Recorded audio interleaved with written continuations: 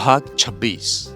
सोनम सबके साथ बैठकर बातें कर रही थी और उधर डॉक्टर साहब अपने फोन में नजरें गड़ाए छुप छुप कर सोनम को देख रहे थे कि कब वो एक बार उसकी तरफ देखे और वो उसे फिर से ऊपर आने के लिए इशारा कर सके।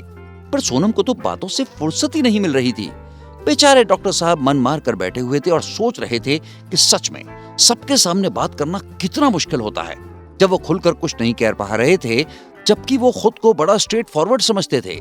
तो सोनम को वैसे भी सबको देखते हुए ही बात करनी थी, तो वो एकदम से वहां से नहीं जा सकती थी। ये सब सोचकर वो कुछ कुछ उदास सा फेस बनाकर बैठे हुए थे। तभी अचानक से किसी ने डॉक्टर साहब के कंधे पर हाथ रखते हुए कहा कि क्या हुआ, ऐसे मुंह लटकाए क्यों बैठे हो? अमित ने पीछे मुड़कर देखा तो आदित्य खड़े होकर मुस्कुरा रहे थे। डॉक्टर साहब हड़बड़ा गए और हकलाते हुए बोले कि कुछ नहीं, वो बस ऐसे ही। अरे साले साहब, मुझे तो ऐसा बिल्कुल नहीं लग रहा है। अमित ने शर्माते हुए कहा कि नहीं जीजू, सच में ऐसा कुछ नहीं है। मारे छोरे नू शर्माना भी आवेश है। अब फिर मुझे ऐसा क्यों लग रहा है कि कोई किसी को बड़े इशारे किए जा रहा है और बेचारे के इशारों पर कोई तवज्जो नहीं मिल रही उसे। अब अमित ने सोचा कि जब आदित्य सब जानते हैं तो छुपाने का कोई मतलब नहीं। कुछ देर रुक कर बोलता है कि देखिए ना जीजू, कितनी देर से रिक्वेस्ट कर रहा हूं कि मुझे कुछ जरूरी बात करनी है, मुझसे थोड़ी देर के लिए ही बात कर लें। पर नहीं, आज तो उन्हें मेरी कोई परवाह ही नहीं है। देखिए कैसे देखकर भी अनदेखा कर रही है मुझे। आदित्य ने उसकी पीठ थपथपाते हुए कहा कि कोई नहीं साले साहब, मैं आपका दर्द समझ सकता हूँ। अरे आपकी अभी शादी नहीं हुई है तो आप अभी उन्हें इतने हक से नहीं बोल सकते हैं, पर मेरी तो शादी हो चुकी है। पर मैं तब भी आपकी बहन को नहीं कह सकता हूँ कि आइए कृपा, मुझे आपसे कुछ जरूरी बात करनी है। ये मायके का लगाव होता ही ऐसा है कि उसके सामने सब बेकार हैं, पर शायद मैं आपकी कुछ मदद कर सकता हूँ। आदित्य ने कहा तो अमित ने कहा वो कैसे? आदित्य ने एक आंख विंक करते हुए कहा कि बस देखते जाइए मेरा कमाल। और ये कहकर वो राधिका की तरफ चले गए जहां कृपा भी बैठी हुई थी। आदित्य ने राधिका से कहा कि माँ, मैं बहुत थक गया हूँ, प्लीज मुझे बताइए कि मैं कहाँ आराम करूँ, क्योंकि अगर आपने बताने में एक पल की भी देरी की तो फिर मैं यहीं आपकी गोद में ही सर रखकर सो जाऊंगा। और वो राधिका के पैरों के पास बैठने लगे। ये देखकर राधिका ने उन्हें उठाते हुए कहा कि अरे आदित्य बेटा, कहाँ बैठे जा रहे हैं आप? चलिए उठिए, यहाँ बैठिए मेरे पास। और उन्होंने आदित्य को अपने पास बैठा लिया। राधिका ने कृपा और सोनम से कहा कि अच्छा बच्चों, सच में बातों में टाइम का पता ही नहीं चला, बहुत देर हो गई है। चलो तुम लोग सबके सब आराम करने का अरेंजमेंट करो। और फिर वो आदित्य का सोनम की माँ और उसकी दोनों भाभियों से परिचय करवाकर उनको आपस में बात करने के लिए बोलकर वहां से लेटने बैठने का अरेंजमेंट देखने के लिए चली गईं। और आदित्य ने इशारे से डॉक्टर साहब की तरफ देखा तो डॉक्टर साहब ने इशारे में ही मुस्कुराकर अपने दोनों हाथों से आदित्य को प्रणाम कर दिया। कुछ देर बाद आदित्य सोनम की माँ और उसकी भाभियों से बात करती रही। सोनम के भतीजे पहले ही सो चुके थे। वो खा पीकर राकेश जी के साथ बिस्तर पर सो गए थे, जबकि नंद किशोर जी और राकेश जी अभी भी किसी राजनीतिक मुद्दे पर चर्चा करने में व्यस्त थे। थोड़ी देर में राधिका ने कहा कि आइए आप सब लोग अब आराम करिए, बहुत देर हो गई है। और सभी लोग सोने के लिए उनको बताए गए कमरों की तरफ चल दिए। राकेश जी और सोनम के दोनों भाई बाहर गेस्ट रूम में सो गए। सोनम की माँ और दोनों भाभियां सोनम के रूम में और कृपा के कहने पर सोनम उसके रूम में सोने के लिए चली गई। अब था लोग आनू समझ में आ गए हो कि ना कि कृपा ने सोनम को अपने कमरे में सोने वास्ते क्यों रोका से।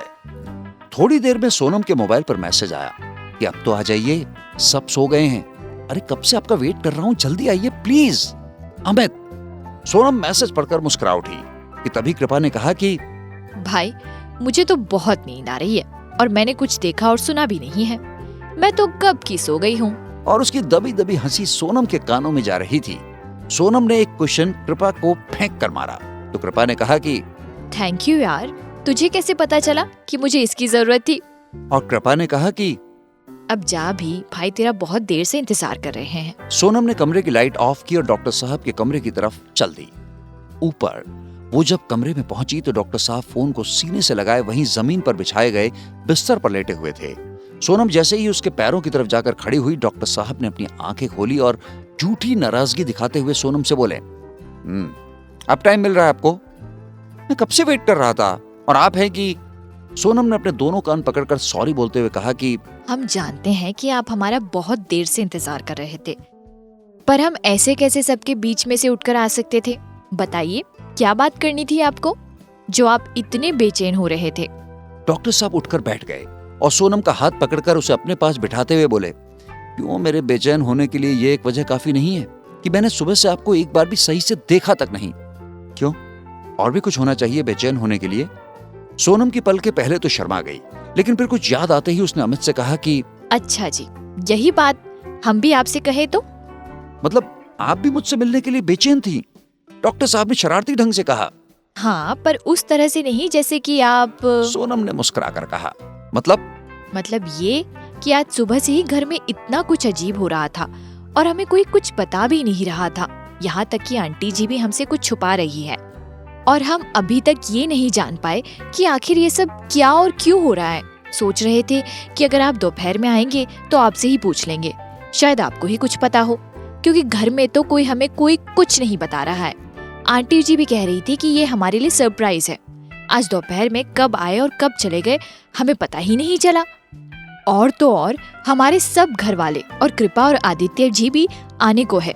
ये भी हमें तब पता चला जब सब लोग घर में आ गए। डॉक्टर साहब ने रहस्यमयी मुस्कान के साथ कहा, अब जब इतनी देर धीरज रख लिया है तो कल शाम तक का और इंतजार कर लीजिए।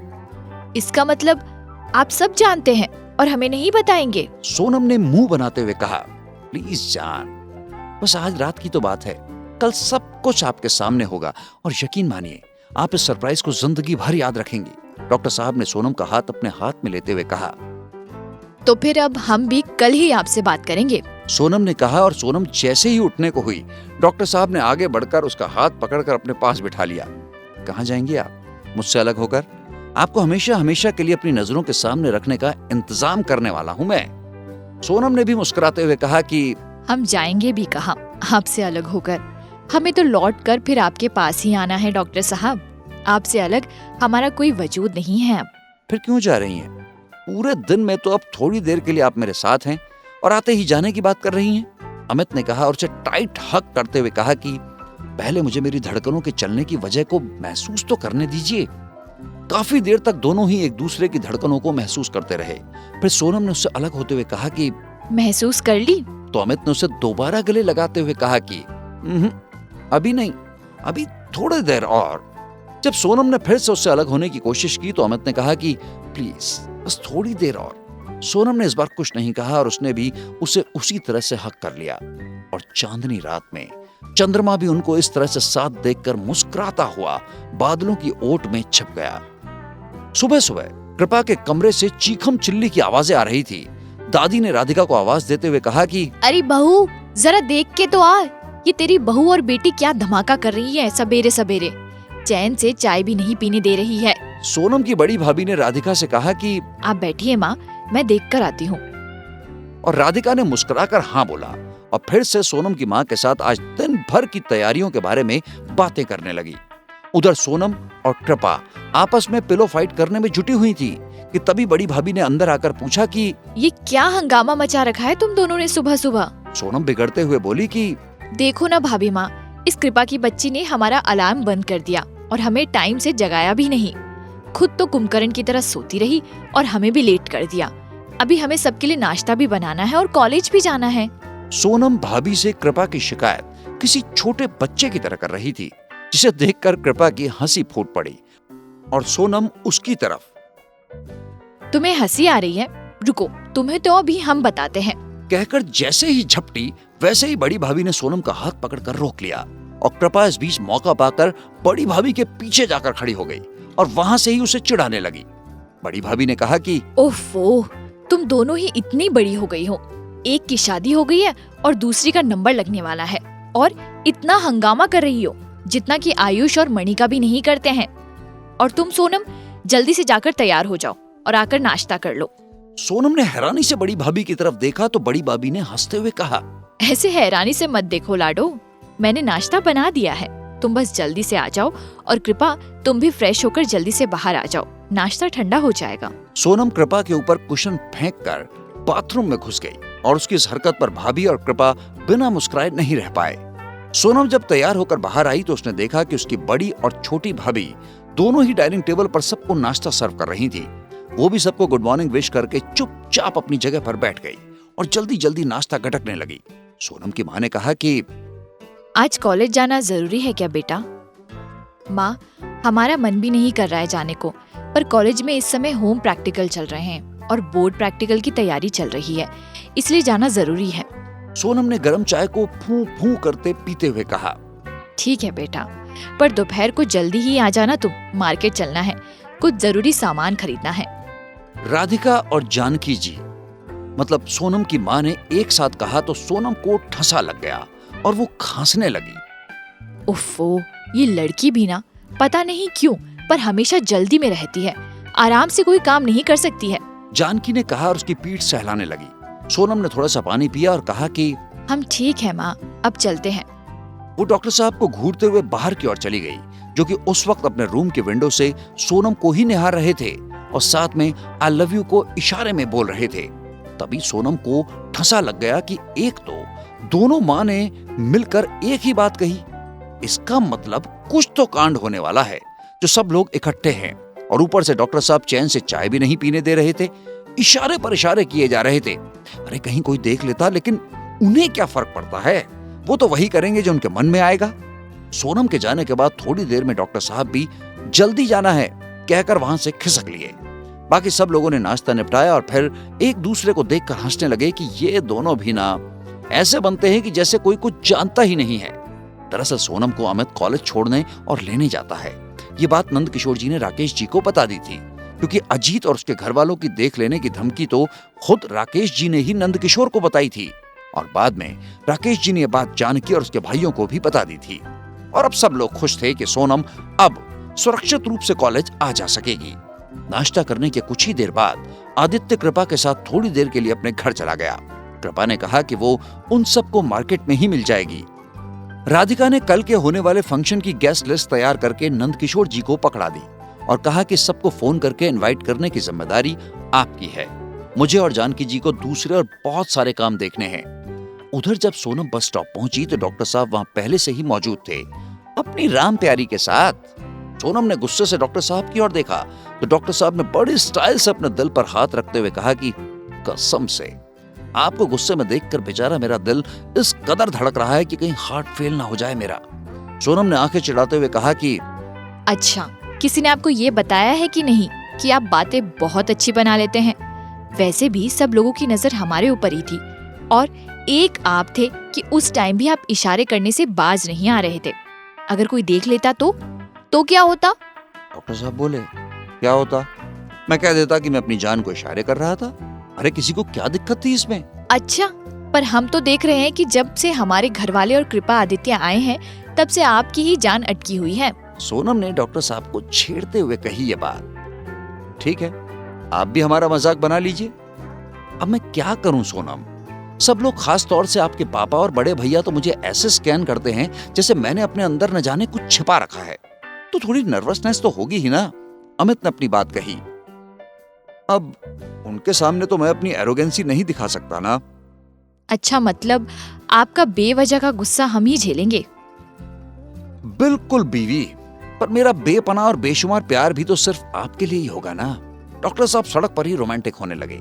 सोनम ने दूसरी तरफ नजरें घुमा ली और मन ही मन मुस्कुराने लगी।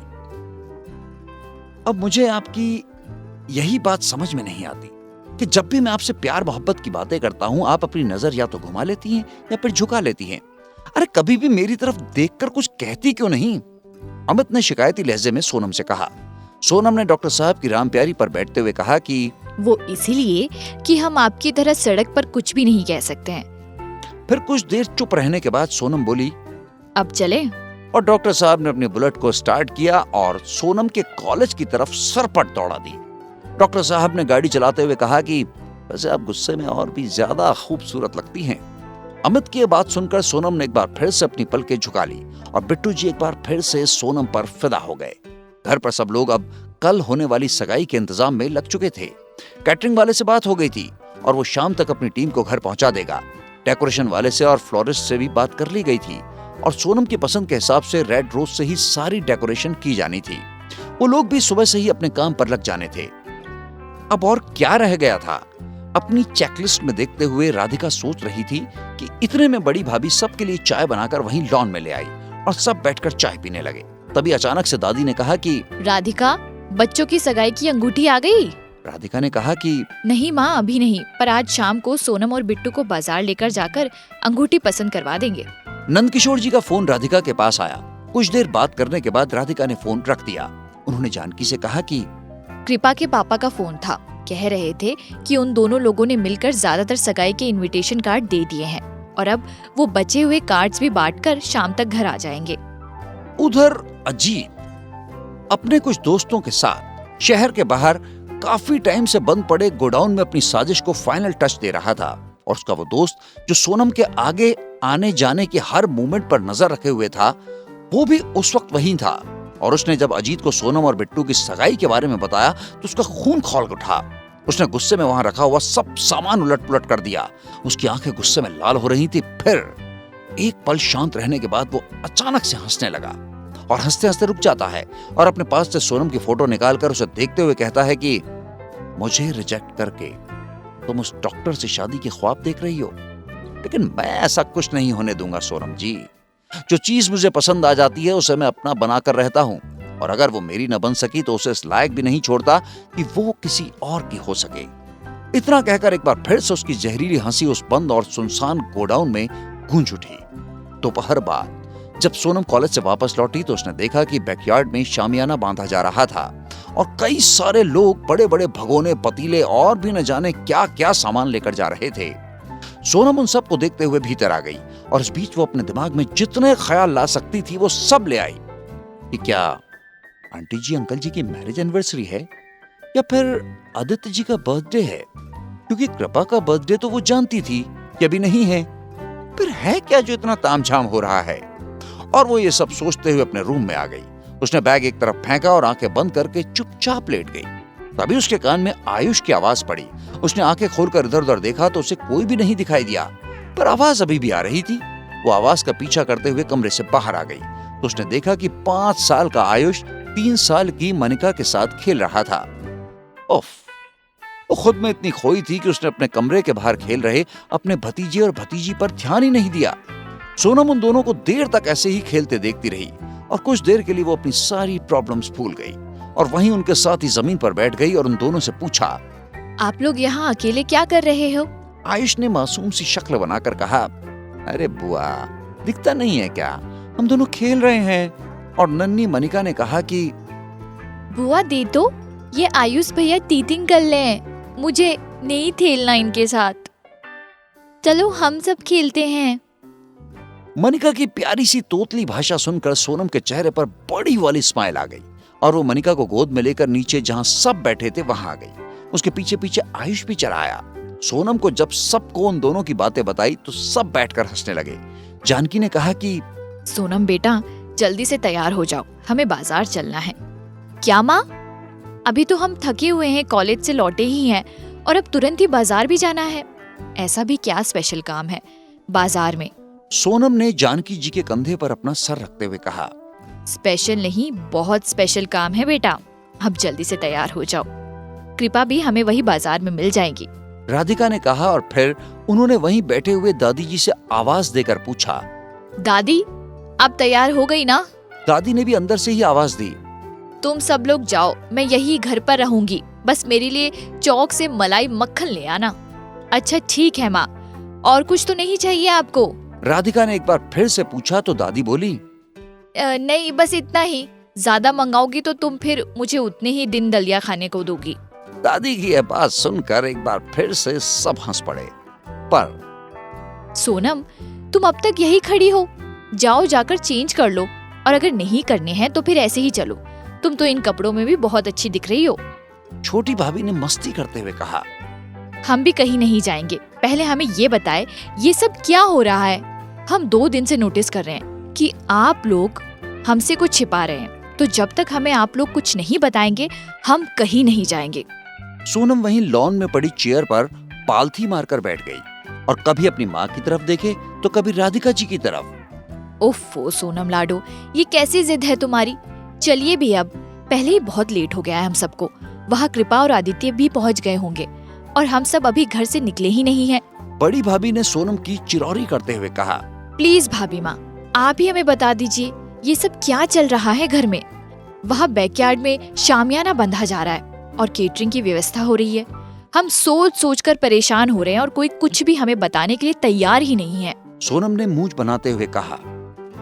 राधिका और जानकी ने एक दूसरे को हंसते हुए देखा तो फिर एक साथ बोली, चलो, तुम्हें जानना है ना कि ये सब क्या हो रहा है और हम सब एक साथ यहाँ क्यों आए हुए हैं, तो सुनो।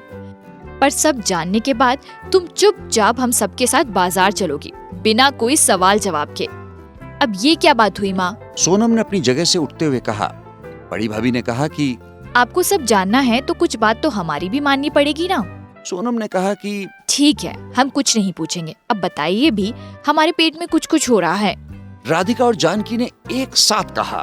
आपकी सगाई हो रही है कल, इसीलिए ये सब इंतजाम किए जा रहे हैं और हम सब भी इकट्ठे हुए हैं। अब तो आपको सब पता चल गया, अब चले। और इतना कहकर वो सब बाहर खड़ी गाड़ी की तरफ बढ़ गई। पर सोनम तो ये सब सुनकर बुत बन गई और वो धम से पीछे चेयर पर बैठ गई। उसे लग रहा था कि जैसे उसके आसपास सब कुछ शून्य हो गया था। उसे कुछ भी महसूस नहीं हो रहा था। उसके कानों में बार बार राधिका और जानकी की कही बात ही घूम रही थी।